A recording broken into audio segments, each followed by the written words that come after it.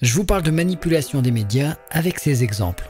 BFM TV, Paris, grâce aux Jeux Olympiques et Paralympiques, les professionnels du tourisme sont satisfaits. Depuis la fin des Jeux Olympiques, Paris ne désemplit pas. L'Office de tourisme de la ville prévoit même qu'entre le 12 et le 27 août, la fréquentation de la capitale croisse de 19% par rapport à l'an dernier. Europe 1, même son de cloche, Paris 2024, 11 millions de visiteurs, des réservations en hausse, le succès touristique des Jeux Olympiques. On parle toujours des JO et regardez, l'information a changé. France Info, JO de Paris 2024, un professionnel du tourisme sur 3 s'estime lésé par la période olympique. Moins de 2 semaines après la fin des JO, certains commerçants et restaurateurs se sont déjà signalés auprès de la commission d'indemnisation. Ils dénoncent un manque à gagner dû notamment aux mesures de sécurité.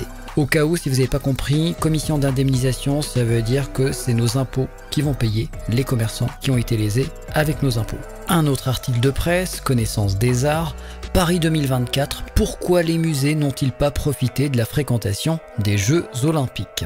La plupart des musées parisiens ont connu une baisse de leur fréquentation par rapport à l'année 2023. Que ce soit le musée d'Orsay, moins 29%, le Louvre, moins 22%, le musée des arts décoratifs, moins 66%, le quai Branly Jacques Chirac, moins 23%, le centre Pompidou, moins 28%, ou encore le Petit Palais, moins 11%. Et parfois la vérité est ailleurs, comme ici dans Franc-Jeu, un effet JO limité sur le tourisme. Ici on parle d'un bilan touristique plutôt positif, comme attendu, mais sans atteindre des sommets. En gros, certains en ont profité et d'autres pas du tout.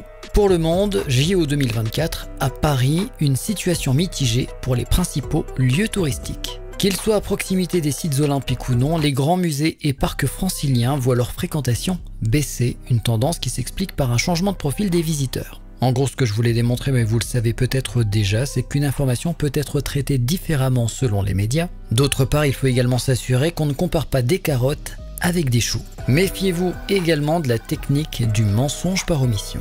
C'est tout pour aujourd'hui.